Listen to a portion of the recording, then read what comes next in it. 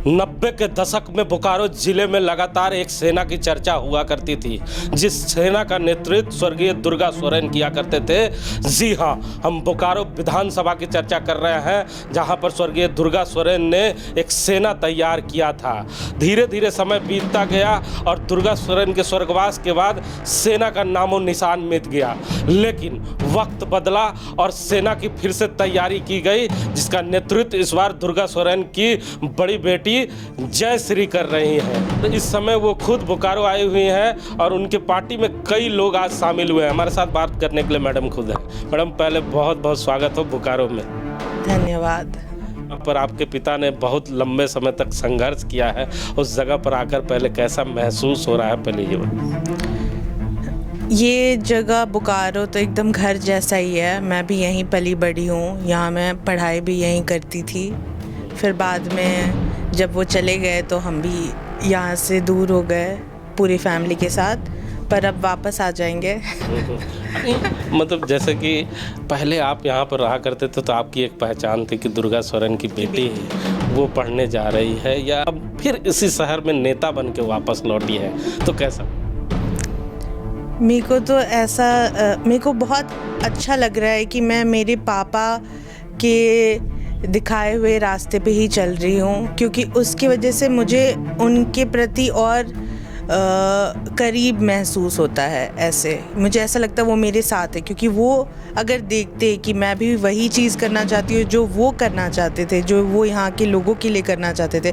यहाँ के लोगों को मेरे को बताने की भी ज़रूरत नहीं है, वो खुद भी जानते हैं कि क्या क्या किया है मेरे पिता ने, और मैं भी उन्हीं के दिखाए हुए नक्शे कदम पे चलना चाहती हूँ और उन्हीं की तरह लोगों की मदद करना चाहती हूँ। आज सुबह जैसे ही हुई तो अखबार पढ़ रहा था और आपके दादा का आज जन्मदिन भी है, तो उनका जीवनी भी पढ़ रहा था। आपकी दादी ने एक पत्रकार से बात किया था, तो उन्होंने आर्टिकल में वो लिखा था कि कई संघर्ष, कितने संघर्ष के बाद राज मिला है और आपके दादा ने किस तरह संघर्ष किया और झारखंड मुक्ति मोर्चा को खड़ा किया।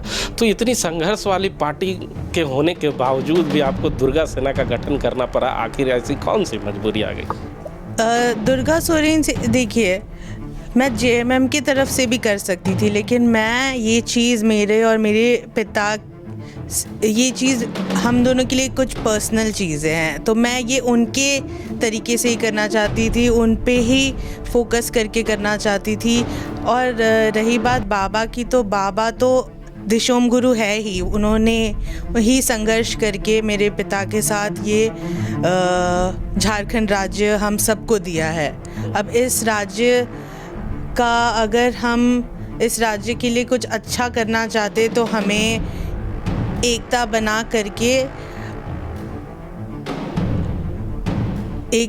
करके लोगों की मदद करके, यहाँ के दबे कुचले मूलवासी आदिवासी, उनकी आवाज़ बन के उनका हिम्मत बुलंद करके उनकी मदद करके करना ही होगा। अच्छा, आपके पार्टी में युवाओं का जुड़ाव शुरू हो गया है। आज ही आपने बोकारो में कई युवा को अपनी पार्टी में ज्वाइन कराया।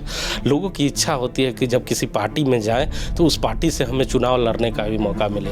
तो आने वाले समय में लोकसभा है, विधानसभा है, तो क्या माना जाए दुर्गा सेना अपनी प्रत्याशी भी झारखंड में उतारेगी? देखिए, दुर्गा सोरेन सेना तो बहुत अच्छे से काम करी है। हाँ, हम लोग अभी थोड़े छोटे हैं, पर धीरे धीरे हम बड़े हो जाएंगे। सब चीज़ की शुरुआत ज़ीरो से ही होती है।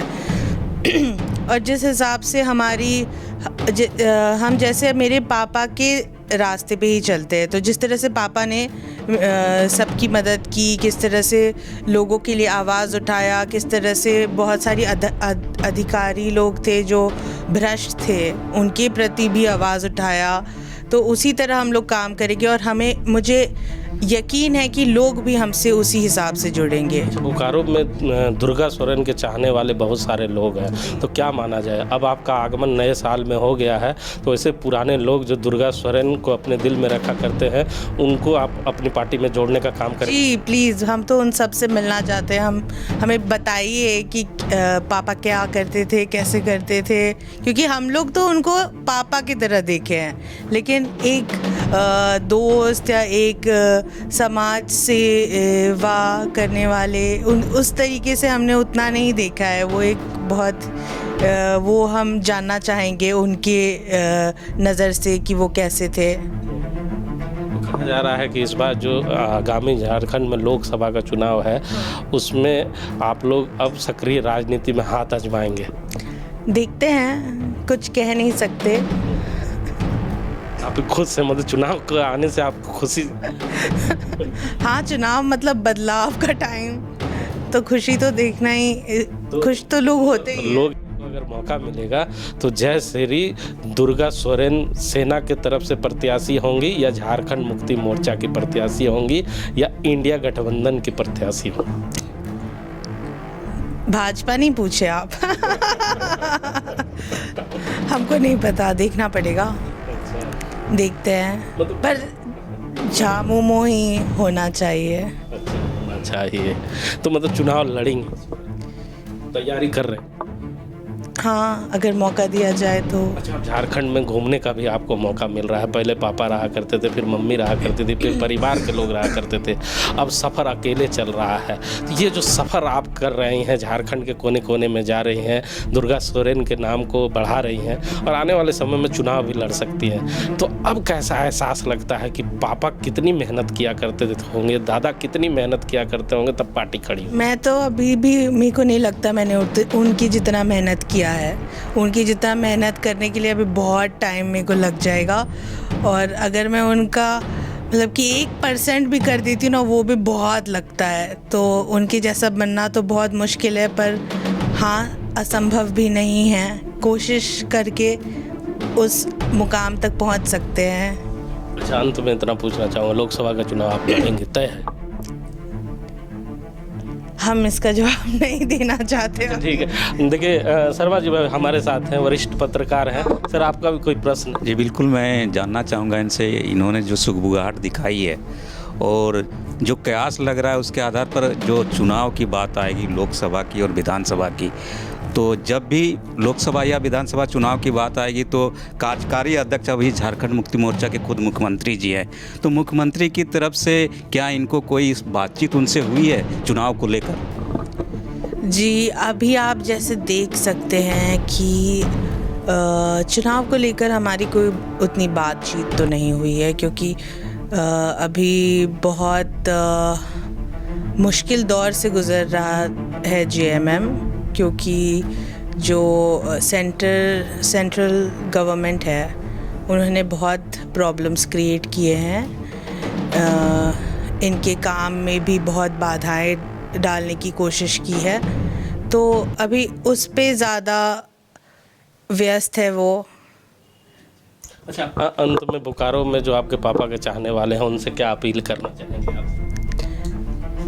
मुझे प्लीज़ सपोर्ट करिए। तो सुना ना आपने, ये स्वर्गीय दुर्गा सोरेन की पुत्री हैं जो बोकारो आई थी और आज इनकी पार्टी दुर्गा सेना में कई लोगों ने शामिल होने का काम किया है, और साथ ही साथ इन्होंने बोकारो वासियों से अपील किया है और साथ ही साथ अपने पापा के साथ रहने वाले लोगों से भी अपील किया है कि मुझे सपोर्ट करें और मुझसे मिलने ज़रूर आएँ और मेरे पापा की वो कहानियाँ मुझे फिर से सुनाएं, क्योंकि मैंने पापा को पापा देखा है, नेता के रूप में कभी ना देखा ना सुना है। अगर आप मुझे बताएंगे तो अच्छा लगेगा। अब बोकारो स्टील सिटी में दुर्गा सोरेन के चाहने वाले लोगों में सुगबुगाहट नए साल में बढ़ सकती है कि नहीं, ये आने वाला वक्त बताएगा। कैमरामैन भोला के साथ जीपी मानसू, सर्किट हाउस। यही जानना चाहते हैं कि